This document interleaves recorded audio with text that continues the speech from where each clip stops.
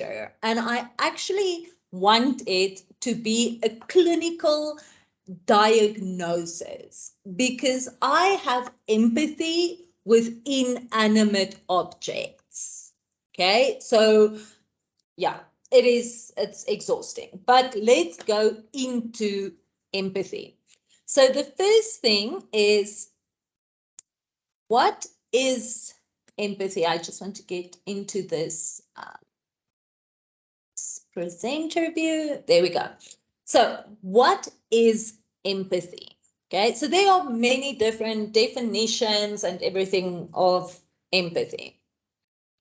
My favorite definition was taught to me in my first year at university, and it stuck with me. And I've never found a definition describing to me how I feel and yeah, as much as this. So my favorite definition of empathy is, it is feeling what another person is feeling without having those feelings objectively communicated to you, while also realizing it is not your feelings and the capacity for this. That is the best definition of empathy that I've ever come across. Okay, so let's look at why is empathy important. So we're going to look at why empathy is important in business, but also in everyday personal relationships. First of all, in business, empathy increases talent retention. Okay, so one thing that is bad for business is a high staff turnover. When you have a high staff turnover, you have to do a root cause analysis. You have to look at, why is this happening? Why are people not staying? Because from the moment you open somebody's CV in the initial recruitment process, all the way through the moment that they leave your company, you have been investing in them. Whether you have been investing time or money or intellectual property or anything, you have been investing in them. And when staff leave and you find a high staff turnover, you have to look at what is causing it. Okay, so empathy is good for business because it increases talent retention, which leads to lower staff turnovers. Okay, a company that has a high or a low staff turnover and a high retention tends to build the trust with their clients, because their clients get to know the people on the ground doing their day-to-day business. Okay, yeah, so let me not just get ahead of myself. So it's important for business because it increases talent retention. It drives it drives innovation. Okay, when you are able, so let's say I like to think of myself as being very innovative. I love coming up with new ideas. I love just like looking at something and then analyzing it and diving deep into it and seeing like, where does it work? Where doesn't it work? Why is it not working? Why is it working? And how we can better anything. Okay, and I like to come up with fresh ideas and new ideas. And I always look, I was just having a conversation with one of my BDO USA colleagues, and I say to him, I'm a very fast worker. And when I feel something takes too long or takes one single task, takes up too much of my time, I will spend a full day or a full week, I don't care how long it takes, to find a quicker way, or more, I don't like quicker, a more efficient way to do it. But if my boss does not have empathy with me, if my boss is not able to feel the frustration, okay, the frustration that I feel when things are taking me too long to get done because the process isn't working, I am going to feel, and they shoot me down when I try to come up with new ideas because they don't understand, they're not sharing my feeling. It will make me, it will make me hesitant. It will make me hesitant. So empathy drives innovation. When we have empathy with each other, we can have, this is the other side of the driving the innovation part. We can start having conversations on an emotional level. Okay, I'm not saying like, oh, we love each other so much and you're my best work friend. I'm not talking about emotional conversations like that. I'm talking about communicating on an emotional level related to passion, commitment, excited, future thinking, motivation. That's the emotional conversation or level that I'm talking about, okay? And when we have empathy with each other in business, we start communicating on that emotional level. And that is when we come up with the new ideas and the fresh ideas, because we feel safe. So usually empathy encourages a feeling of a safe space. And then we are not scared of being ridiculed or laughed at or shot down. Okay, so empathy in business drives innovation. Empathy in the workplace supports employee well-being. Okay, just knowing that you are heard, you are understood, is so good for your mental well-being. Okay, and we've done like mental health and all of that. Nicole and I talk about that a lot.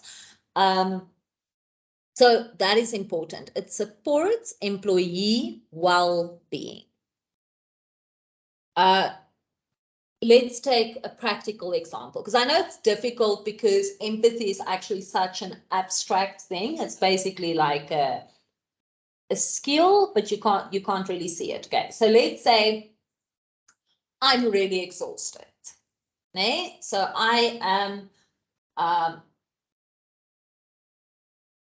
I'm really stressed and I'm exhausted and I'm not getting to everything and when my boss sees that and they empathize with it, they're not tired, they're not overwhelmed, they're not stressed, they're fine because I'm absorbing all of that here at the bottom so that they don't have to. Okay, then if my boss, and this actually does happen, tells me to please just leave the office for the day, like please just go home, that supports my well-being. That gives me permission to switch off and choose my mental health first. Okay, so it promotes or supports employee well-being. It instills a sense of trust. Okay, so if I know that my colleagues, empathizes with my situation, we are all going through something. There is not a single person at this moment that I've ever met who is not going through something. And when I talk about it instills a sense of trust, empathy does not ask, how big is your problem to me? Empathy asks, how big is your problem to you? and I am going to treat you and be with you in your problem as big as it is for you, not as big as it is for me. Because for me, let me think of a good example. I usually don't write examples before the time because I feel like it's nice if it comes fresh and it's not rehearsed or anything like that. But excuse me. Let's say, for instance,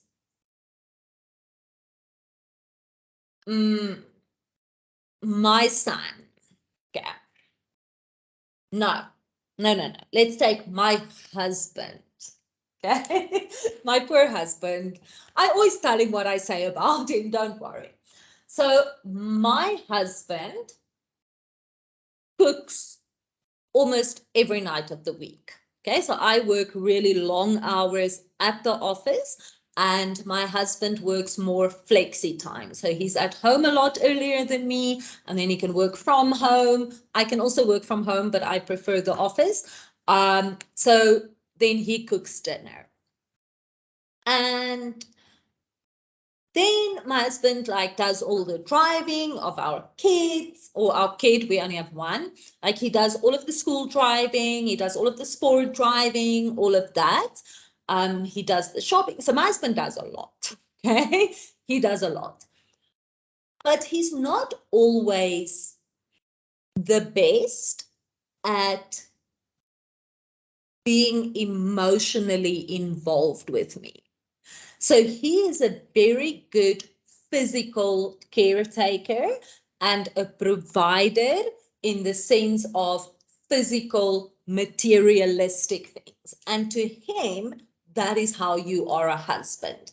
You do housework, you do laundry, you do the dishes, you cook, you pick up the kids, you do practical things that support your wife. And then I would say, and this actually happened where I told a friend of mine that, not Nicole, I'm just saying it wasn't Nicole, that, I'm feeling really unhappy in my marriage. I'm not unhappy in my marriage, but I feel like unfulfilled. I feel there is something missing. And my friend literally looked at me like I was crazy. Because my husband does everything for me. There was many years that I didn't even put petrol in my car because he would take my car, put petrol in, check the tires, the oil, the water, wash the windows, all of that. And to her, it was absolutely you don't have problems, okay? You don't have problems. Because she had bigger problems, okay? So let's say this was not the case, but let's say this friend was maybe in a physically abusive relationship. So for her, the fact that her husband is physically abusive is a lot bigger than my husband being emotionally not as available or attentive, okay? But for me, that was the biggest problem I was having in my life. And when I can trust my friend, okay, now I'm going to take Nicole. So everybody knows Nicole and I were we're we're besties. I can say it. I always have to remember these things are recorded. So Nicole and I, we're besties. We're work besties. And we also friends outside of work. I trust Nicole in the office, because in the office, she has shown me empathy. When I was unable to perform at my best because of a seemingly small problem that other people wouldn't see as so big, because seemingly my life should be pretty much perfect, she showed me empathy. And she picked up a lot of my workload and she was checking in on me. Now looking back on it, I'm like, okay, it was a little bit ridiculous and very over dramatic. but it instilled a sense of trust. Now, if the pawpaw really hits the fan, I know that Nicole is going to be there. Okay, so empathy instills a sense of trust. It builds relationships. Okay, so again, we can refer back to the supports employee well-being and instills a sense of trust. Empathy in the workplace builds relationships, because when there is a sense of trust, the relationship will automatically become stronger. Okay.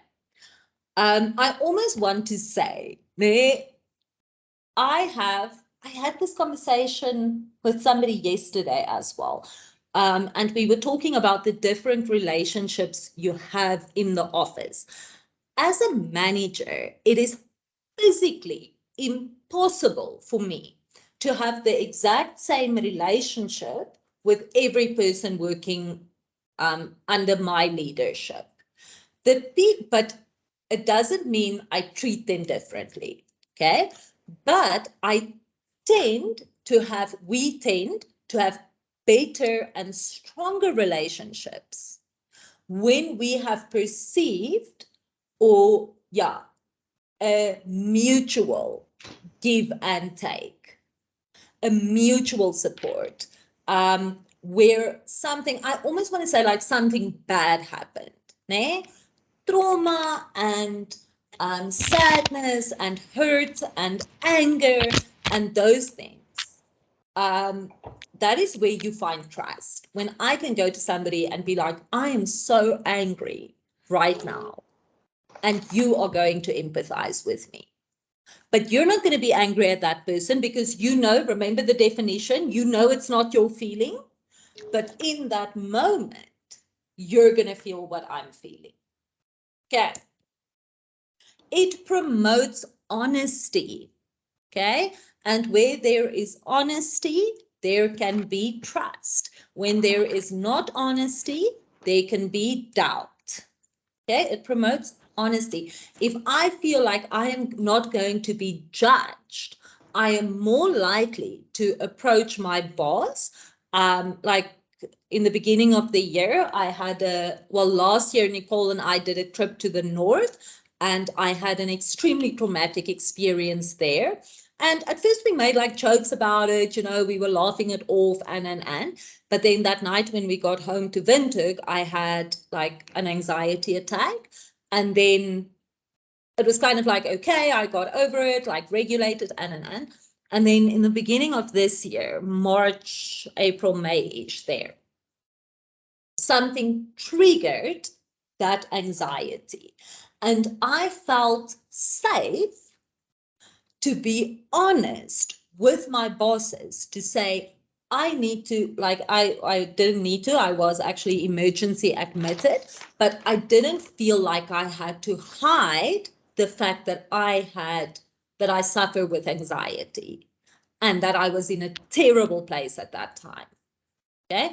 I didn't have to lie or make up a story or whatever. I told like total honesty, and I took my sick leave and I did everything very openly. But that is because I have built that relationship of trust. And I feel that my well-being is supported. Because even though my boss does not suffer from anxiety disorder, he can relate to me and empathize with me on that. And when I came back, I made even more of an effort because I felt so valued to get my work up to date and, catch up on everything. Empathy reduces stress, okay? But later on, we're going to see it also increases stress. So it's a very fine balance. But empathy reduces stress. When somebody's mic is on, and I can't see who, can you please mute your mic? It's bringing a lot of scratchy noises on my side. Okay, so empathy reduces stress. And when we are less stressed, we become more productive because we spend less time focusing on problems and more time focusing on solutions. And we tend to make less mistakes when we are not clouded by stress. We also tend to make better decisions. And we are generally just like nicer humans when we are not like really stressed. And empathy reduces stress. Okay, there we go to my next point, and that is it boosts revenues and it improves job performance.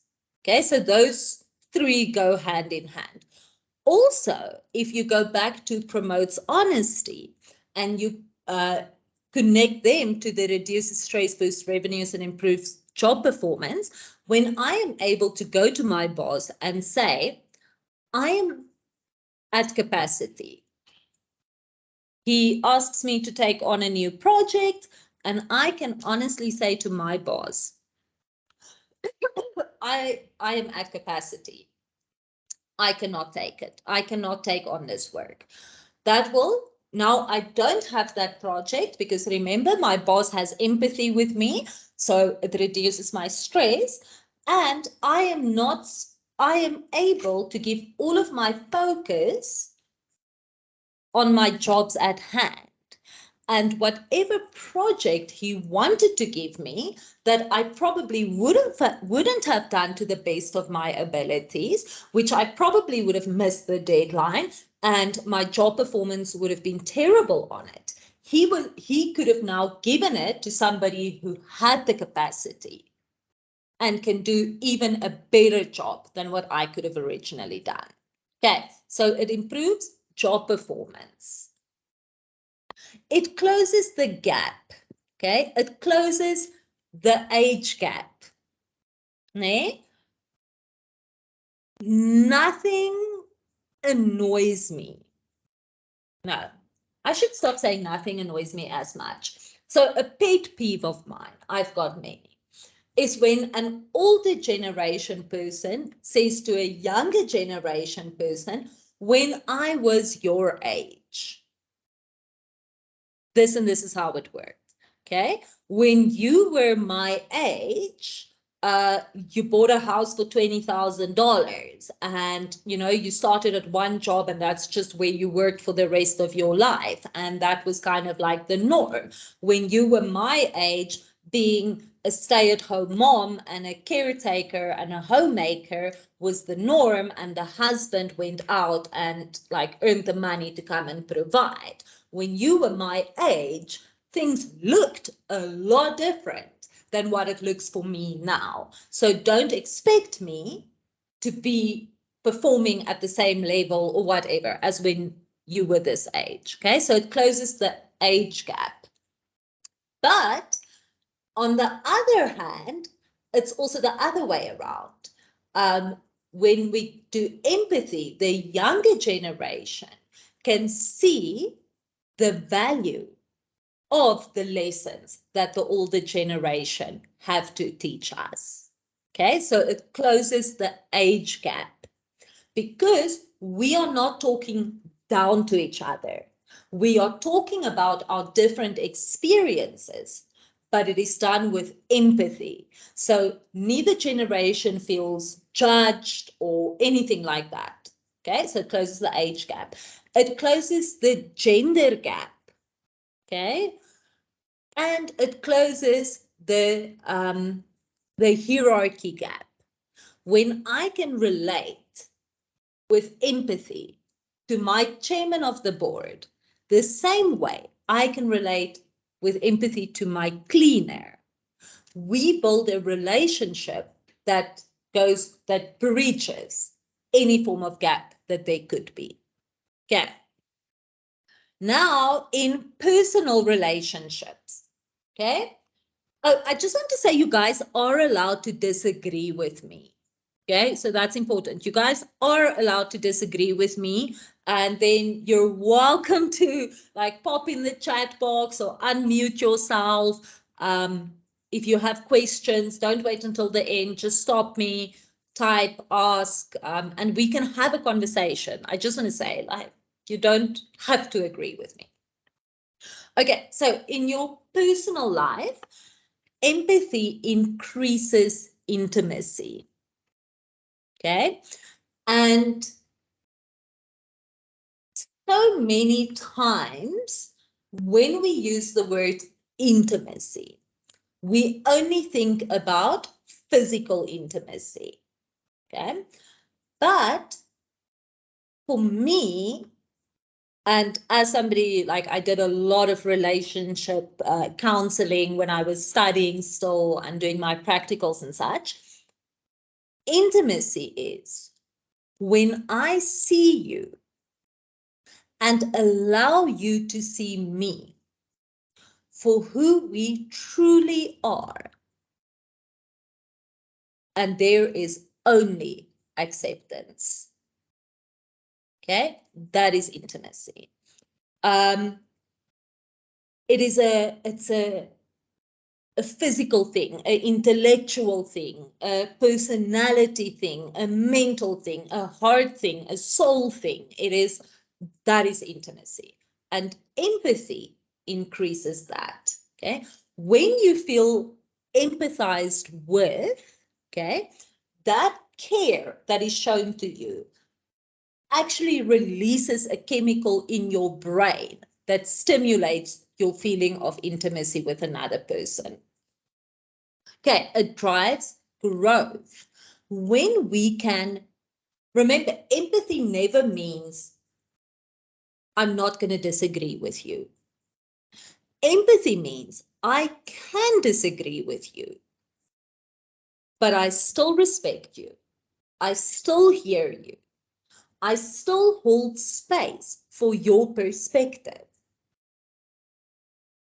And when we don't feel bulldozed into change because somebody doesn't agree with us, but somebody can, with empathy, also explain how they see it and their perspective and their experiences, then we become open to change and to grow and to adapt. Okay, so empathy drives growth. And personally, I would never want to be in a place where I am not challenged by my relationships.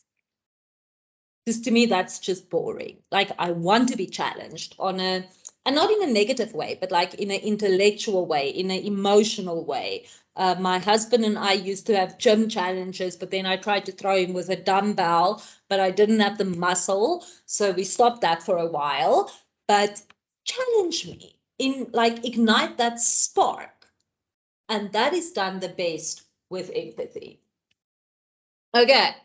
It supports another person's well-being. So it's the same as the employee well-being. It instills a sense of trust. Again, we covered that in the normal business relationships. It is pretty much the same in personal relationships. Then it builds a deeper connection. Okay. Yes, I know it sounds the same as increases intimacy. Okay. But you're not necessarily, this is very difficult to explain, like to take it from my brain and put it onto a slide or into a presentation. I can have a connection with somebody, right? And not be intimate with them. Okay. So I can have, let's say, for instance, my son's girlfriend. Okay. I can build through empathy on having a deeper connection with her while not having an intimate relationship with her. Okay, so a lot of times the deeper connection is more like one-sided. Okay, I feel it's important for me to have a deeper connection with my son's girlfriend for the sake of my son. But I am not necessarily going to invite his girlfriend into the intimacies of my life. Are you all with me there? So you have to be very clear if you are building a deeper, not very clear, but just like building a deeper connection does not automatically mean you are going into an intimate relationship with someone. Yeah. It promotes honesty. So again, the same thing on the other side. It reduces stress. And again, when we are less stressed, we are just like nicer people and we have more harmony between us. It boosts communication. Okay, so business, it boosts revenue. Personal, it boosts communication. So I always make I always draw the picture, okay, of a bank account, okay? And this is why the revenues and the communication I kind of put across each other. So when you are in business, you have a bank account. Let's say me and Nicole, we go into business together and we are partners in this business and we have this business bank account. Money keeps on coming in from the work that we do. So clients are paying us and the money goes in and, you know, like we are building a bit of a business. But money is also constantly going out. Okay, we have to cover expenses. We have to pay our staff members. We have to put petrol in the cars. We have to pay taxes. So there's a constant flow of money in and money out. If more money goes out than what is coming in, we will go into bankruptcy. Okay. But when more money is coming in than we can give out, which is like the dream, then we are gaining profit and we become more and more successful. Okay. So it's the same thing in your personal relationships. You have an emotional bank account. And let's take me and my husband. If my husband keeps on depositing, again, let's not say an emotional bank account. Let's say a relational bank account, okay? So my husband keeps on depositing into the bank account. And he's putting in time and effort and quantity, okay? Quantity and acts of service, which is his love language. He's putting all of that into the bank account.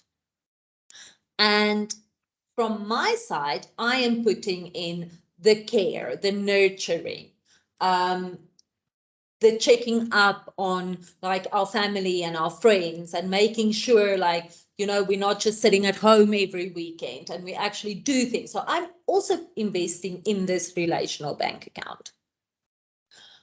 When we didn't have empathy with each other, right?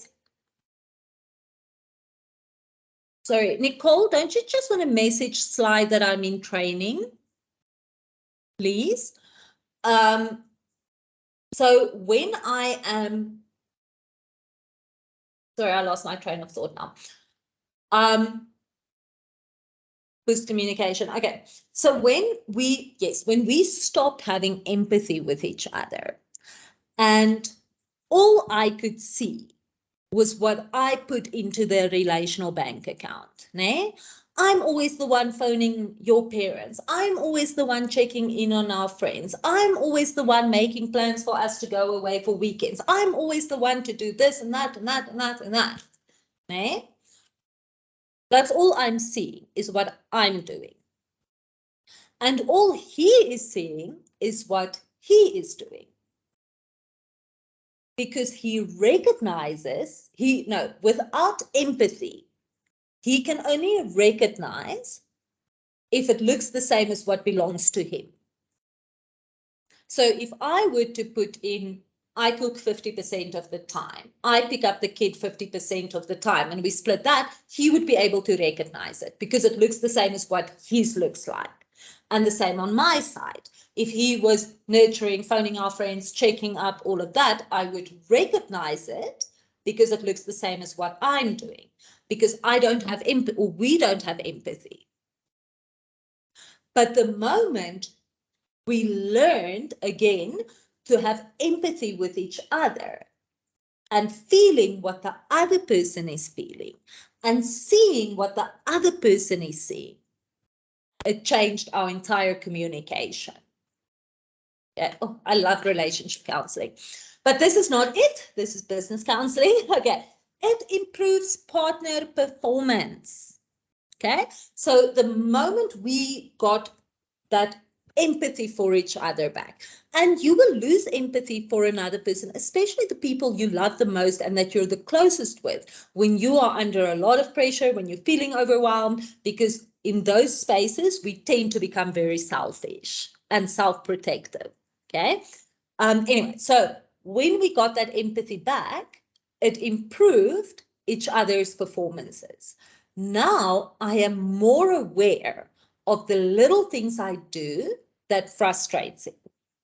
And so I'm like, I'm not messy, I'm just everywhere. Okay. So if I get home, I take my shoes off and I leave it at the front door. And then I put my handbag on the dining room table. And then I put my takeaway coffee cup on the kitchen counter.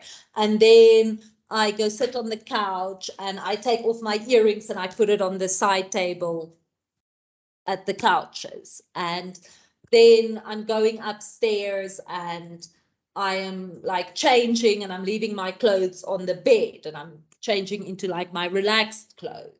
And then later I'm changing into my pajamas and then my relaxed clothes is lying there. So I am a spreader. That's what he calls me. I spread all over the house. Ever since I can listen to him and have empathy with him, I understand how he is feeling. Okay. But he can also understand that I don't always think that way. He understands how to communicate with me emotionally, and both our performances have improved, and our marriage is stronger than ever for it. Okay, so empathy, I cannot stress it enough. Okay, and then again, it closes the age and the gender gap. So especially between parents and children, or grandparents and children, and the gender gap. Like, again, my husband and I, understanding that for us, there are no gender roles. Okay, we both do what needs to get done when it needs to get done to the best of our ability. Okay. That is it. Why is it important? Are you guys still with me? Can I just get like a hi, but on the mics, please, like just so I don't feel like I'm talking to myself as much. Yes. Hi. Hello. Hello. Hi, definitely. Hello. Okay, awesome. Thank you. Okay, practical examples of empathy. Okay, because again, like I said, empathy is a very abstract skill. So we're going to do practical examples. So giving your full attention to someone is an example of empathy. I make a point of it that if I'm on my phone and my son starts talking to me, I put usually because I also teach him not to interrupt people. So if I'm busy with work or whatever, then I'll be like, let me just quickly finish this. And then I'll finish it and I'll put my phone down, face down, silent. Okay. My husband and I have a rule that on movie nights, so Sunday nights, we have family movie nights, phones are not allowed in the living room. Phones have to be upstairs in the bedroom on silent. And I'm also not allowed to wear my Apple Watch, because I am giving my full attention to my family. Okay, so give your full attention to someone. Being committed to seeing their perspective, even when you disagree. Okay, you don't have to agree with somebody to imagine they might have a point. Okay. Allowing people to speak, also known as effective listening. So allowing people to speak, I do not mean you keep quiet until they done like with their sentence and then you just like carry on talking or make your point or give your opinion. Okay, that's not what I'm talking about. It's not about allowing people to speak is not the same as not interrupting people. Okay, allowing people to speak is to say, I am actively listening to what you are saying. I'm not thinking about something else in the back of my mind. Okay, I am actively listening to what you are saying. I am doing my best to hear you. I am committed to hearing what you are saying to me. And in that time, I am putting all of my biases, all of my opinions, all of everything that I would usually want to say to you to disprove or prove that I'm right and you're wrong. I'm not doing that. I am just allowing you to speak. A lot of times when I do that, so that for me is like active, it's like you have to teach yourself to do it because we're not inherently capable of doing it. Like, well, yeah, we are inherently capable of it. We're not inherently good at it. Okay, so I've practiced it. And a lot of times, I'll just go like this, okay. And even though I'm completely, not always when I say it, so please, if I've ever told you like this, okay, it doesn't mean I was disagreeing with you. But when I feel all I want to do is I am now allowing you to speak, I will usually respond with this, okay. It's okay that you are feeling that way. I'm not saying the whole thing. I just say it's okay. All right. Be genuinely interested in people. Okay, that's a sign of empathy or a practical example of empathy. Give affirmations. Okay. You are doing such a great job. I am so proud of you. Well done on this achievement. You look stunning today. I love your mind. You make good decisions. Because you never know which of your affirmations is quieting their insecurities. Validation of another's feelings. Okay. Another pet peeve is when somebody tells me how to feel, especially, but don't be mad now. Don't tell me how to feel. Rather say, I am going to give you space to be mad. And when you are ready, we can continue this dialogue. Okay. Yeah, validation or angry. Yeah, but ooh, you're just being overly sensitive. Nee? That's not validation. That's invalidation. It breaks down relationships. Truly feeling with another person. Okay? Truly feeling with them. Being honest but kind. It is different than sympathy. Okay, so empathy and sympathy is not the same thing. So empathy is feeling what another person is feeling, but knowing it's not your feeling. Okay, sympathy is I feel sad for you. I don't feel sad with you. I feel sad for you.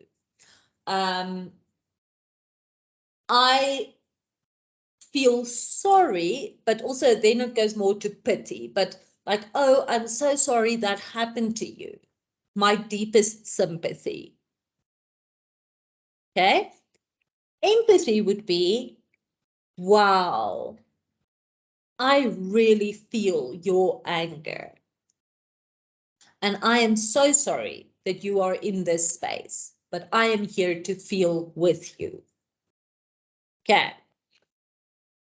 Now, have you ever asked yourself who here, by show of hands, Nicole, you can tell me how many hands are going up, feel like they are empaths? Or have ever questioned if you are an empath? Or after what we discussed now, think maybe you could be an empath?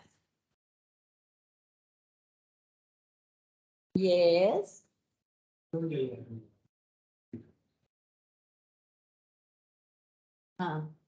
So we have 5 hands raised, and if you add mine, then it's 6.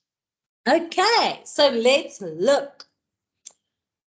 As an empath, you will have good intuition. You'll just have like that gut reaction that things feel a bit off. Okay.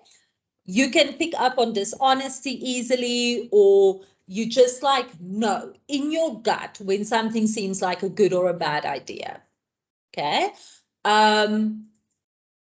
I, for instance, at work, I am able to pick up on very subtle cues that gives me information on somebody's thoughts and the way they're thinking.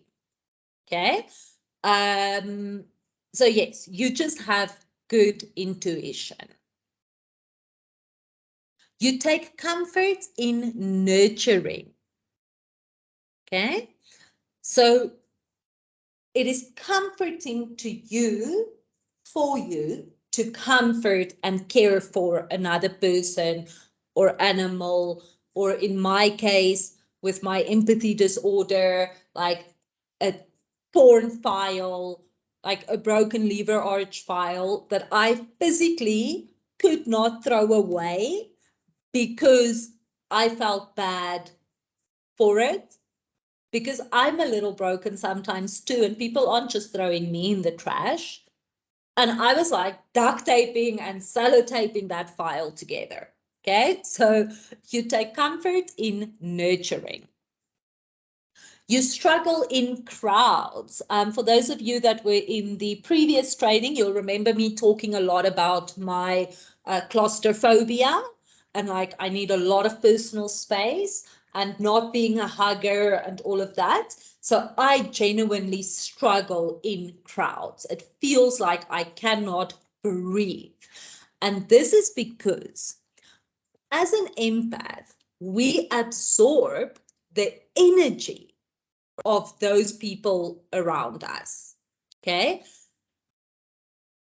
In a crowd, the sensitivity to and absorbing so many different energies and feelings becomes almost unbearable, because empaths feel easily overwhelmed because they experience everything more intensely.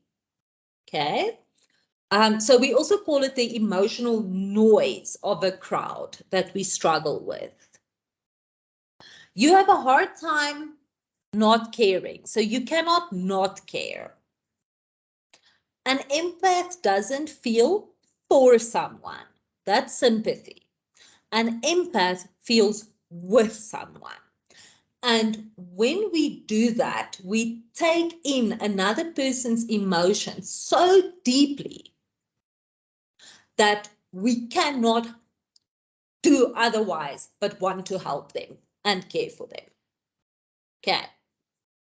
When you are unable to, it hurts you and bothers you on a deep personal level. Okay. People tend to tell you their problems. Okay. So I'll just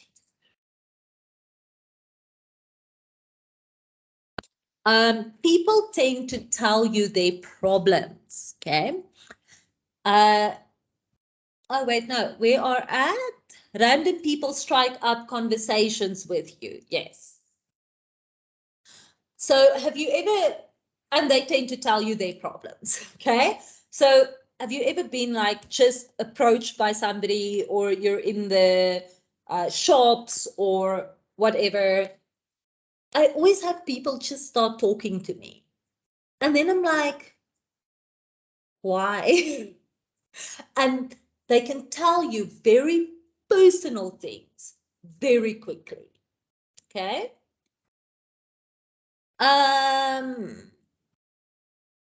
It can get deeply personal really quickly. And then people will be like, I don't even know why I told you that. Or I wasn't even planning on talking about that. It just like happened. Okay. That's because you're an empath. You have high sensitivity to sounds, smells, and sensations. So you have sensory overload or sensory sensitivity. Okay.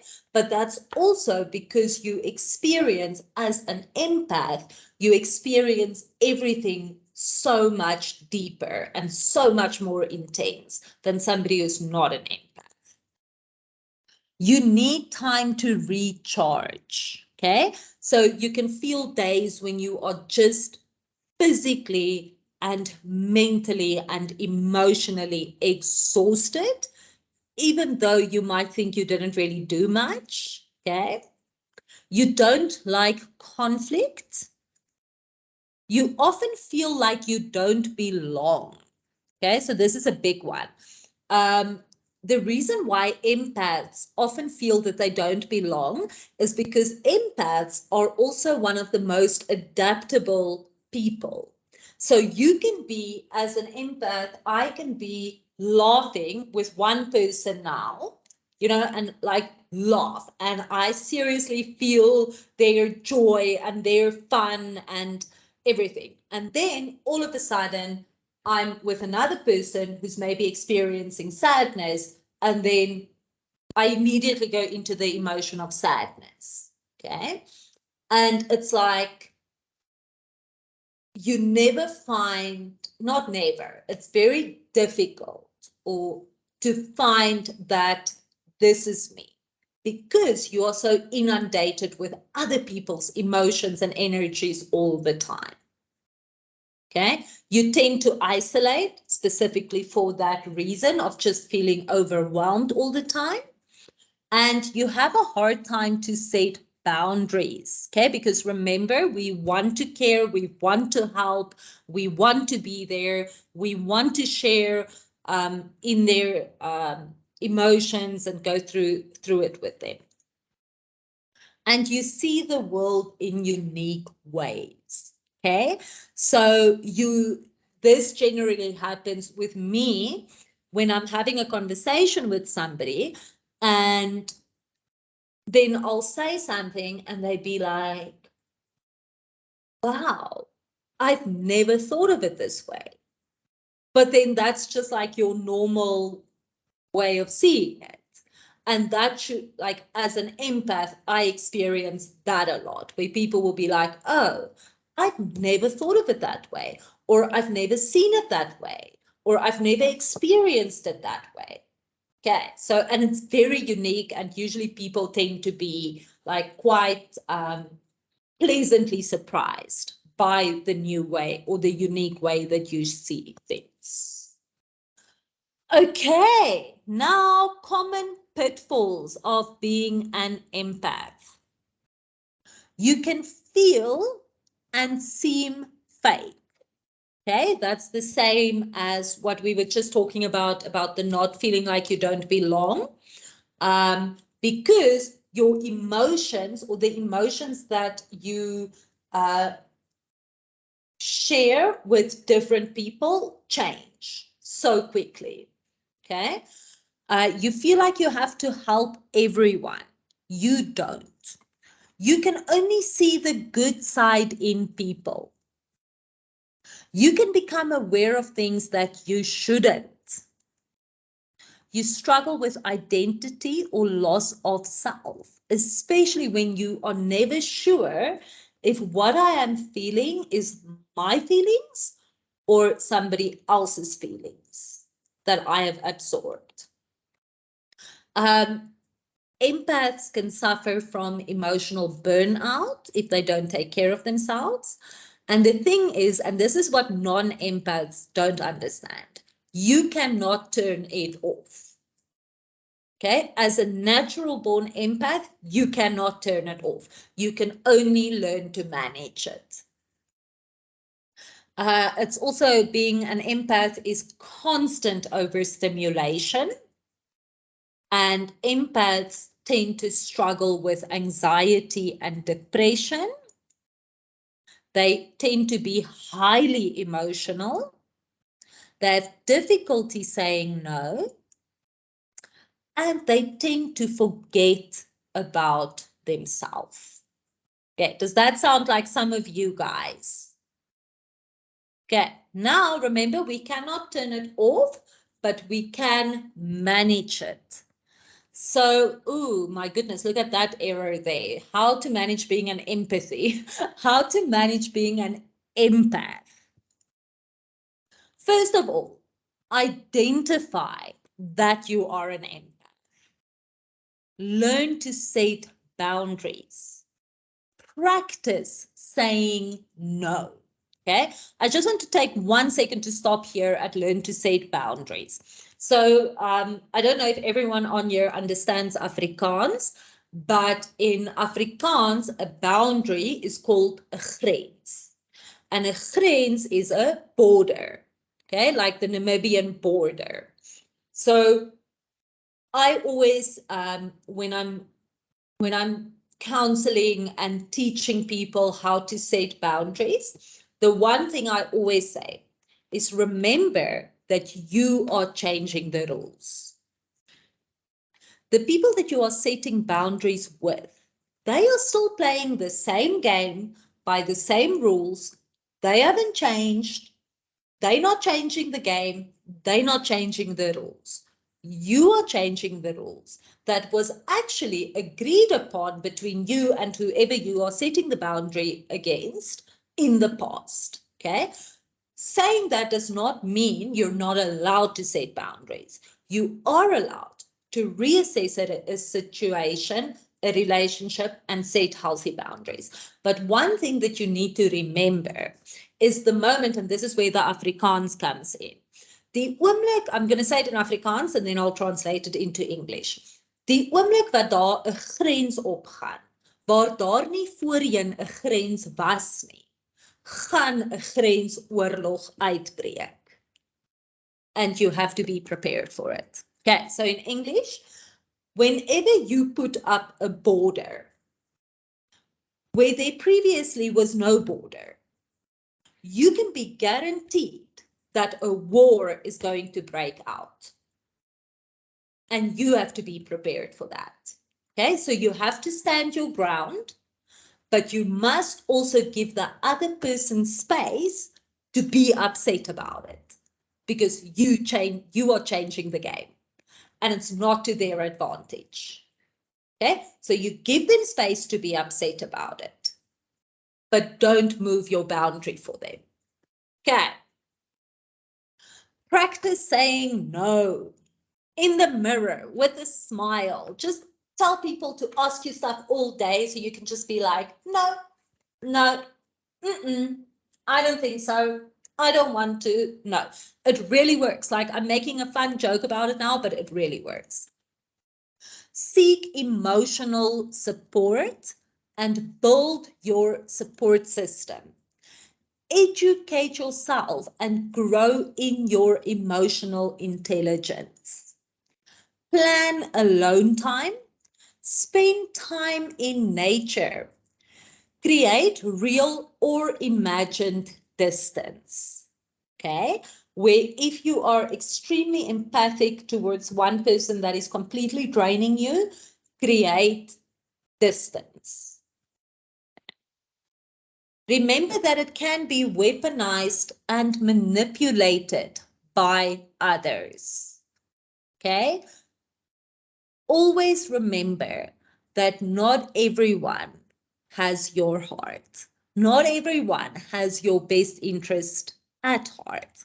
And I have actually just had a situation where my empathy and kindness towards somebody was weaponized against other people that work with me, to say basically like, I'm getting preferential treatment because Luzanne really likes me.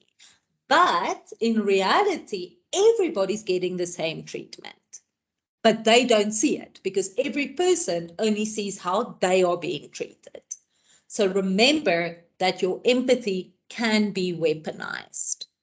Seek professional help if needed. So I am very open about the fact that I see a psychiatrist or a psychologist, and I also see a psychiatrist, and I also work with my normal GP and also a counselor.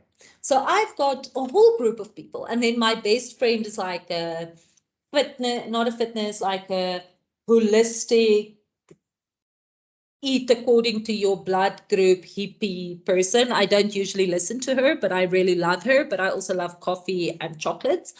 But seek professional help if you need it. So for me, I have severe allergies, like just different stuff, different days. I'm suddenly allergic to it. And then I have trauma anxiety, like anxiety because of trauma, past and recent. And then I also struggle with depression because of trauma. And I literally have a psychologist who does my day-to-day, like normal, once a month, once a week, whenever I need it. I just go sit there, I vent for 40 minutes. She gives me some perspective. Then I have my psychiatrist who prescribes the good stuff, right, to help me balance and, get the medical help. Because a psychologist can't prescribe. So my psychiatrist does that. And then I also have my GP. And all three of them knows what the other person is doing for me. Okay, so don't just seek professional help like, oh, go see somebody about it. Seek professional help that is going to help you. And if it is one person, that's fine. But if it takes 5 people, that's also fine. Okay, but that is always my last piece of advice, is seek professional help. And now I'm going to do like, who is it that said that? I didn't watch it. Okay, maybe when I was younger. Was it Jerry Springer that said, be kind to one another until we meet again? Thank you very much for your time. I'm going to hang around for a little bit if anyone wants to chat or have questions or anything, or if you're in shock because you've identified you're actually not overly sensitive, you're just an empath, and you can then have a chat with me. I'm going to hang out for about 10 minutes or so. Other than that, thank you very much and have an awesome afternoon. And I think we're done now for the years. I think I'll only be seeing you guys again next year, maybe. Okay, thank you. Thank you, Luzanne. You're welcome. Pleasure.